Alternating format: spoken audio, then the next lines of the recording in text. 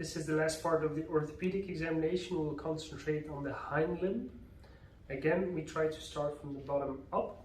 If you have a strong suspicion of a hip or stifle joint disease or anything, try to start with the opposite limb so you have a feel for what is normal. You can always compare left to right, but as well, again, not to create an uncooperative dog. Just try to start with the areas that you feel less painful. Again, we start from the bottom up. So what we actually can see is that Sunshine was operated on the right leg. And what you can see how she stands, this is quite apparent now, is that this leg is just tilted a little bit outside of the momentum, outside of the axis of the body, which can be a little bit weight being shifted on the left side, which can be indicative of pain on the right side. The normal leg, just as in the front, the leg should be in just under the shoulder, both in the axis and in the sagittal plane. So normally it should stand like this, bearing full weight on the left and the front limb. So that's just an example because we see it here in Sunshine. We start from the bottom up. Again, we feel for all individual toes, making a good assessment of the nail bed of all individual.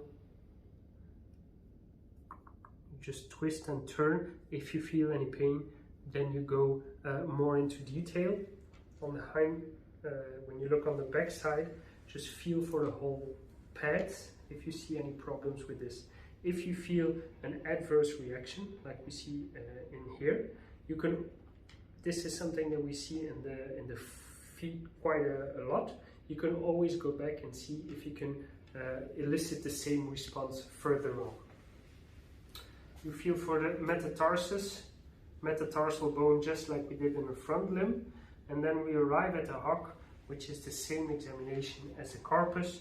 We go to full flexion, but remember the hock, when you flex it, you also flex the stifle. So sometimes you might elicit a response and you still don't know if it's the stifle or the hock, but the hock should be able to flex almost all the way towards the stifle joint, and then full extension should be possible. When we do that, we check for stability, just like in the carpus. We try to do an X shape, and there should be almost no movement. Again, just like in the carpus, you do this in full extension and not in flexion, because then you can elicit a lot more movement. You again feel for the effusion, and you feel for the common calcaneal tendon, which you can see is quite sharp and should be sharp as well. And we go up, you feel on the inside of the tibia, you can feel the bone structure of the tibia quite well. Also here, just feel for growth pain. If you palpate anything, feel for growth pain.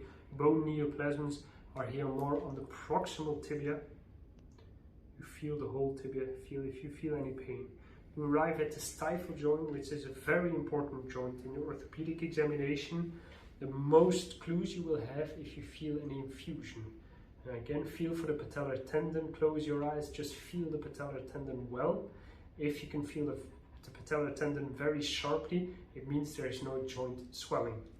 As well, go on the inside of the joint, see if you can feel a big ball of scar tissue, which we call a medial buttress. This can be indicative of a chronic stifle problem.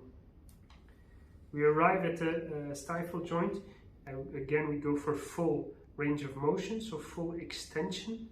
This can be quite painful for dogs with cranial cruciate ligament disease, but you can see that it should not be a problem in a normal dog. She started a bit stopping with panting. This is her operated leg. There she starts panting again. We go to full flexion, and then you can see her tense up a little bit, which means that full range of motion might be a bit painful for her. If we look at the dog and we go back to full extension, you can just feel her tensing a little bit. You can feel her pulling a little bit towards me, which means she doesn't like it. You can see she's a little less comfortable. I'm just going to do it again. We go to full flexion. Then you can see she starts to get a bit nervous, but the range of motion is actually quite good. But those subtle signs can give you a lot of clues. This was already a reaction. I'll try to do it again. Just bring her to calm down a bit. And then when we look at the dog, we go to full extension. And then you can feel she just pushing a bit towards me. Go to full flexion. She's doing well, good girl. So that's the full range of motion. And then we feel for two important diseases, the cranial cruciate ligament disease and the patellar luxation. So for the cranial cruciate ligament disease, the test that I prefer is the drawer sign, which we have here the patella and here the tibial tuberosity. If you place your index finger on the patella and the tip of your index finger on the tibial tuberosity, you push a little bit to make sure that the tibia is on the caudal side. You hold it in a normal standing position and then you flex the hock. What you're mimicking is the dog stepping on ground.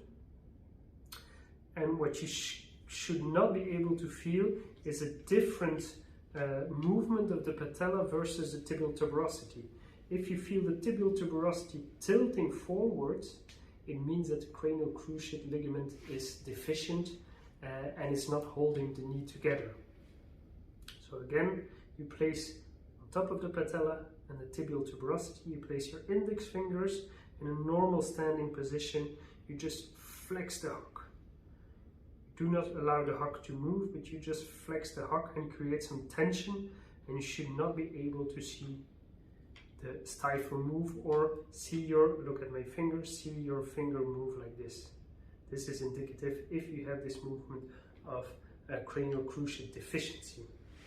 What you can also feel is the tibial thrust, and then you place one finger on the tibial tuberosity and on the caudal side of the tibia, one finger on the patella and on the fibulae here, and then you just try to push like this, push the tibia in front of you and feel if you have any motions. In very young puppies you can have a little bit of motion which stops abruptly because there's still some puppy laxity, but in older dogs you should have no motion at all.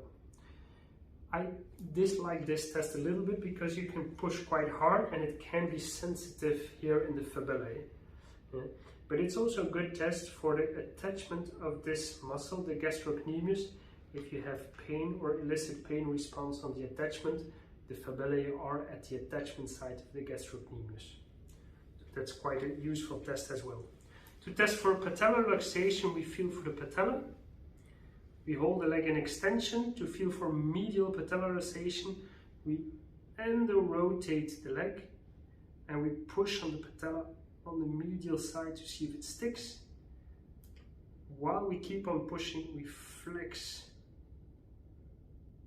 the stifle and see if the patella stays on the inside of the groove, or if you're able to push the patella on the medial side to see if the patella will come back to the groove or not. To feel for lateral patellar luxation, we just do the opposite. Extension, exo-rotation, and we try to push with the thumb now the patella to the lateral side of the groove. With this sunshine we cannot, but if you can, just try to flex it and feel if the patella will track back inside of the groove. Okay, we've done the whole stifle. Well done, Sunshine. Actually, a good test that I forgot to mention for the stifle as well. Sunshine, will you sit? Sit. Sit. Sit. Voilà, she sits down. A dog with no problems on the stifle will sit down squarely with the stifles in full flexion. Dogs with stifle problems or other problems will usually try to stand with one leg outside because they do not want to fully flex the stifle. They will stand like this or even like this, which is a positive sit test. So we went back up to the femur, or also here you can feel for the thigh muscle, the muscle mass like we said, but you can try to feel the femur for deep palpation. Growth pain can be felt. Bone neoplasm on the distal side and the proximal side of the femur can be felt and can be quite painful. Now we arrive at the hip joint. We try to put the hip joint through a full range of motion. So going all the way for flexion, and then we go to extension. There are two ways to extend, and one is just to go for extension, and you see a normal dog should be able to fully extend the hip joint, but when you do it like this, you also extend the lower back, so it's hard to distinguish between the lower back and the hip.